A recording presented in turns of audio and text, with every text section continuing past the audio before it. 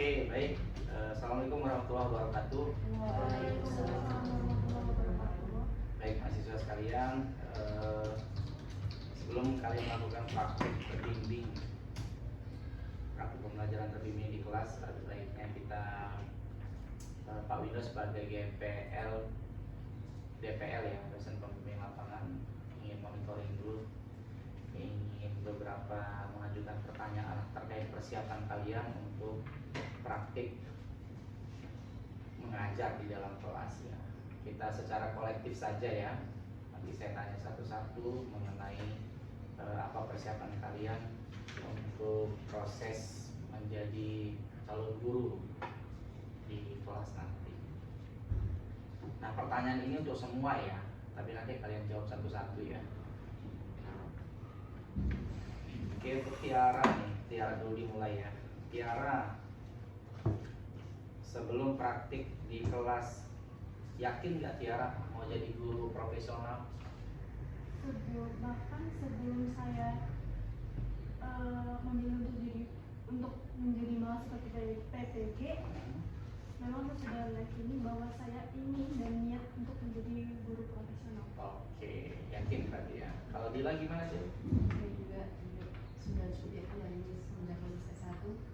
Sebelum menjadi sukses itu memang saya tujuan menjadi guru, melanjutkan profesi. Sebelum mengajar juga saya juga yakin menjadi guru profesional. Profesional ya. Resti?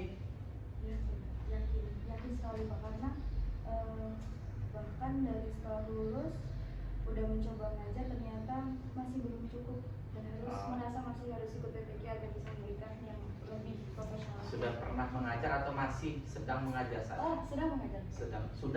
Sedang mengajar. Waktu itu. Oh, oke. Ya, oke. Baik. Udah ada pengalaman berarti ya. Ayu gimana Ayu? Setelah lulus S1 itu saya berniat untuk ikut PPG karena saya ingin jadi guru profesional. Oke. Wahyu? Ya, saya yakin 100% saya bisa jadi guru yang profesional dengan adanya pengalaman dan pelajaran yang bisa saya dapatkan di PPG. Oke, berarti yakin lah ya, yakin untuk menjadi guru profesional. Nah, sekarang dengan keyakinan itu, apa yang kalian harapkan untuk jadi guru profesional itu? Mungkin dari Wahyu dulu. Dari praktik dulu, Iya. Pak. Dari praktik terbimbing ini tentunya banyak sekali pengalaman yang bisa saya dapatkan, bagaimana cara mengelola kelas, mengefisiensi waktu dan materi. Tentunya dari situ banyak pelajaran yang bisa saya ambil untuk saya bisa menambah ilmu, jadi saya bisa kedepannya lebih baik lagi dan bisa jadi guru yang profesional. Oke, kalau Ayu gimana Ayu? Harapannya? Harapan saya dari praktik terbimbing ini Pak, saya bisa jadi PPG yang guru profesional karena banyak sekali pelajaran yang bisa saya ambil ketika praktik mengajar, dari tentang mengelola kelas, memahami karakter siswa. Oke. Terus Resti, yang diharapkan apa? Res? Kurang lebih sama Pak dengan yang lain. Pastinya dengan ikut PPG kita berharap untuk diri kita menjadi lebih baik lagi, khususnya sebagai seorang guru, karena ini pengalaman pertama yang ilmunya ternyata lebih berdaging ketimbang saya S1, jadi ternyata nggak ada lebihnya Pak. Oke. Dil, gimana Dil? Sama juga dengan yang lain, dengan adanya praktik terbimbing ini, saya bisa lebih mengetahui karakteristik peserta didik, mengelola kelas, bagaimana caranya mengelola kelas. Dengan adanya praktik terbimbing juga saya dapat mendapatkan masukan dari dari DPL maupun sama apa kekurangan saya atau ada problem baru diperbaiki. Tiara? Harapan saya ke depannya bahwa saya ingin menjadi guru lebih kreativitas dalam penggunaan teknologi digital Pak, karena era sekarang kan sudah 5.0 ya. Jadi siswa tuh diharapkan lebih pembelajarannya lebih ke teknologi Pak. Jadi nggak monoton ke kalau dulu tuh ceramah gitu. Metodenya ceramah dulu ya. Berarti ada pengembangan teknologi dalam penyampaiannya, proses pembelajaran. Nah, berarti udah yakin nih jadi guru dan ada harapan untuk didapatkan dari praktik pembelajaran. Sekarang persiapan sebelum kita masuk ke praktik, apa aja sih persiapan yang kalian mau siapkan sebelum praktik menjadi seorang guru di kelas ya? Langsung balik ya. Persiapan sebelum kita mengajar itu tentunya kita harus mempersiapkan modul ajar dulu Oke. dan disertai dengan media ajar, karena kan kita kan mau mengajar, jadi kita harus tahu apa materi apa yang akan kita ajarkan kepada siswa. Oke ya. Kalau Dila gimana Dila? Memang sama juga menyiapkan modul ajar di pembelajaran menggunakan apa, terus bagaimana sih caranya kita membuat media ajar yang menarik atau tidak monoton untuk peserta didik. Resti? Masih sama Pak, karena yang pertama mengajar acuan sebagai guru adalah punya modul ajar. Jadi bagaimana kita sebagai seorang guru profesional itu tahu apa yang dibutuhkan oleh siswa, tergantung dari karakteristiknya apa yang dibutuhkan siswa apa. Jadi kita Modul ajar itu isinya apa, Res? modul ajar itu banyak Pak isinya, termasuk SPP dan penilaian rupi dan lain sebagainya. Gitu ya. Oke. Ayu apa yang dipersiapkan itu? Sama dengan yang lain ya Pak, modul ajar, terus media juga, bahan atau materi apa yang menarik untuk dipelajari sama murid kayak gitu ya. Contohnya media pembelajaran apa itu yang disiapkan ini? PPT, PPT itu apa? PowerPoint. PowerPoint. Salah Berarti media apa? Hmm? Bahasa Inggrisnya salah media. Oke. Terus LKPD. Menggunakan apa itu? Alat bantu medianya. LCD ya.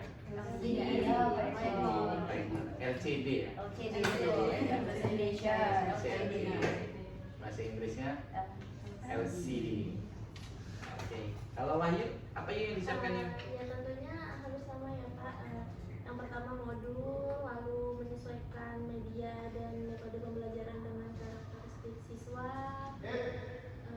Tentunya penyiapan diri kita juga yang paling penting sebelum mengajar. Oke, ya. Berarti udah tahu ya persiapan ya untuk sebelum praktek mengajar di dalam kelas itu ya. Nah sekarang misalnya nih hal-hal apa sih yang kalian kuatkan dalam praktek pembelajaran terbimbing gitu? Ketika nanti kalian praktek di dalam kelas, hal-hal apa saja yang kalian kuatkan ketika kalian proses mengajar di dalam kelas? Bisa untuk diri kalian sendiri atau untuk ke siswanya atau bahkan dari prosesnya. Ya, boleh Tiara. Kalau saya hal yang lebih dikuatkan untuk saya pribadi adalah penguasaan materi. Oke. Karena saya sebagai guru kan nggak mungkin saya mau berpatokan terus-menerus melalui salindia yang ada di proyektor gitu. Jadi memang harus kita berimprovisasi antara materi yang sudah kita pahami.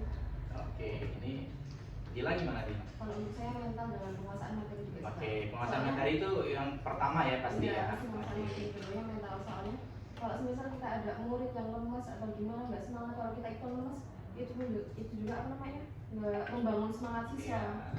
motivasi siswa nanti malah Memotivasi. tidak memotivasi. Resti gimana Res? Sama Pak, yang paling utama menurut saya adalah mental, karena menurut saya mental itu isinya sudah termasuk mencakup materi, penguasaan materi, pengelolaan kelas dan lain sebagainya, itu ada di mental Pak. Kalau kita tidak penguasaan materi di kelas dengan baik, bagaimana kita akan menyerahkan ilmu kita kepada siswa-siswa kita? Mental itu dalam kesiapan diri kamu Betul, ya. betul, Pak. Oke. Ayu? Sama juga kayak penguasaan materi, terus diagramnya itu harus perlu banget ya Pak, soal kami bukan karena gimana kita mau ngajar kalau kita tuh nggak mood kayak gitu, karena suasana hatinya itu lagi jengkel atau gimana nggak gitu. Perlu banget Perlu itu ya. Wahyu ada yang lainnya mungkin?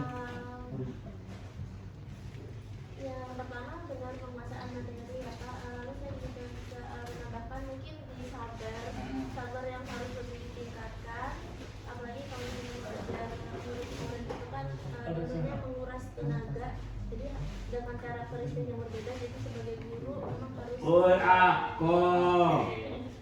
Jadi ada beberapa hal yang perlu ditambah juga ya. Ketika kalian kantong plastik enggak? Dari dicari. sebelum praktek itu ada bekal-bekal yang harus kita siapkan. Misalnya Langkah pendekatan teori belajar itu memang harus kalian pahami juga. Bukan Kebetulan Pak Windo juga mengajar teori belajar bahasanya. Jadi ada teori belajar behaviorisme, ada teori belajar kognitivisme, ada teori belajar humanisme, kemudian ada teori belajar konstruktivisme sosial. Nah, beberapa pendekatan teori itu boleh kalian terapkan implementasi dalam pembelajaran, proses pembelajaran. Misalnya teori humanis ya humanisme itu kan proses belajar itu memanusiakan manusia, kan artinya pendekatan kalian benar-benar secara intens, kemudian kalian berikan pemahaman yang memang secara komprehensif, dan ketika siswa itu sudah ada perolehan hasil belajar yang baik pun juga hendaknya bisa juga kita kasih reward yang kecil sehingga memotivasi tadi. Jadi yang kita butuhkan itu kita dan siswa ada feedback lah. Ya, kalau kita termotivasi tapi siswa tidak termotivasi, ya tadi nggak ada feedback yang baik sehingga nanti pembelajarannya monoton aja, gitu ya. Itu boleh juga kalian nanti implementasikan beberapa teori-teori belajar itu. Salah satunya humanisme itu. Jadi buat manusia itu peserta didik kan manusia, kita manusia. Jadi kalau sudah memanusiakan manusia, prosesnya juga lebih enak. Jadi nggak ada lagi kata siswa, oh itu salah, wah kamu ini bodoh, nggak sesuai dengan jawaban ya. Tetapi ingat pembelajaran diferensiasi tadi, bahwa manusia itu peserta didik memiliki sudut pandang yang berbeda dari jawaban yang kita miliki. Oke ya. Nah, berikutnya, jadi sudah beberapa pertanyaan sudah Pak Windo sampaikan atau tanya kepada kalian, lalu sudah jawab juga. Nah sekarang gini, langkah apa sih yang kalian tempuh agar kalian itu nyaman sama atau dalam proses praktik pembelajarannya lah di kelas itu. Nah, yang membuat kalian itu apa tuh langkah-langkah yang membuat kalian nyaman dalam praktik pembelajaran, baik di dalam kelas siswa ataupun interaksi sesama guru di tempat. Gitu. Tiara atau Bayu? Tiara. Hal yang bikin nyaman saat akan melaksanakan praktik itu menurut saya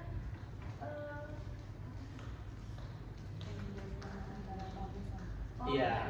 interaksi antara siswa. Jadi kan kalau misalkan nantinya saya mengajar terus ada interaksi antara siswa, misalkan tanya jawab, misalkan seksi pemantik, siswa dapat menjawab semua pertanyaan, turut aktif dalam pembelajaran. Pembelajaran itu akan menjadi ngalir gitu aja Pak, jadi nggak terasa kaku, nggak terasa tegang gitu. Untuk di saya pribadi pun akan merasakan seperti itu, jadi nggak kebingungan, aduh ini ngapain lagi ya. Kalau dengan interaksi sesama guru di sana gimana? Kalau interaksi sama guru, khususnya untuk guru pamong ya Pak. Iya boleh. Kalau menurut saya pribadi interaksi itu perlu, karena kan guru pamong itu yang menaungi kami, membimbing kami dalam masa praktik mengajar. Nah jadi kalau misalkan ada hal-hal yang perlu, hal-hal dalam saya mengajar masih ada yang kurang, itu bisa dikonfirmasikan ke guru pamong. Berarti butuh komunikasi ya. Iya. Oke. Gila gimana Gil? Sama juga Pak, yang pertama itu menjalin komunikasi yang baik dengan siswa agar mendapatkan kenyamanan dalam kelas, karena jika komunikasinya tidak baik itu akan tidak ada kenyamanan juga dalam kelas itu Pak. Oke. Resti? Kalau saya pribadi Pak, di bimbing ini mungkin yang paling membuat saya nyaman adalah LPPR. Itu kan kita membuat bagaimana kita menghasilkan kita, bagaimana kita cara buat LP itu sesuai dengan apa yang akan kita ajarkan. Jadi ketika kita sudah bisa buat LP dengan baik, kita menguasai materi dan LP tersebut, kita bisa menyampaikan dengan siswa. Jadi siswa pun akan nyaman dengan apa yang kita sampaikan. Oke. Ayu? Pendekatan dulu ya Pak, yang ke siswa kayak gitu kan, karena kan siswa itu kan ada beberapa yang susah untuk didekati, ada yang melenceng ke sana, melenceng ke sini kayak gitu kan, beragam kan Pak, berkarakteristik kayak gitu. Jadi harus dideketin dulu, kayak kita ngajar juga kan, dia mau nggak mau kayak gitu kan, Jadi ada proses pendekatan ya. proses pendekatan. Wah, Ayu, apa Ayu yang buat mau nyaman Ayu? Tentunya membuat suasana yang nyaman juga kepada siswa. Jadi kalau misalnya siswa udah nyaman, ada timbal baliknya juga ke kita. Kalau misalnya kita di kelas itu kan misalnya bertanya, dia bisa menjawab dengan baik, ada interaksi dengan siswa. Lalu kalau untuk guru, khususnya guru pendamping kita, sama juga adanya interaksi dan juga diskusi terbuka yang memang khusus gitu. Misalnya saya ada kesalahan waktu mengajar, jadi langsung didiskusikan, langsung diperbaiki. Oke, ya secara keseluruhan itu ya. Ini kan praktik pembelajaran terbimbing kedua ya. Iya. Ya kedua ya ini ya. Jadi yang pertama kan sudah menjalani itu kan. Jadi ya sesuatu yang sudah mulai kalian membiasakan lah menjadi seorang calon guru ya, karena kalian belajar mengajar di dalam kelas gitu. Jadi ini sudah yang kedua kali, yang pertama sudah ada pengalaman, nanti yang ketiga kali mungkin lebih komitmen lagi, lebih baik lagi untuk menjadi seorang calon guru yang profesional ya. Jadi kita sepakati bersama ya, nanti ketika kalian mengajar harus ada kriteria keberhasilan pada siswa itu. Dengan cara apa ya? Mungkin nanti kalian mengukur instrumen dari materi-materi yang kalian ajarkan, sehingga prosesnya dapat dan hasil belajar pun dapat juga. Sepakat ya kita ya? Oke, itu saja mahasiswa sekalian untuk apa ya, sebatas ya penggalian informasi di awal lah sebelum kalian melanjutkan untuk praktik mengajar terbimbingnya di yang kedua ya, siklus yang kedua ya. Cukup ya? Ada pertanyaan yang mendiskusikan cukup ya? Terima kasih. Assalamualaikum warahmatullahi wabarakatuh. Waalaikumsalam warahmatullahi wabarakatuh. Cis.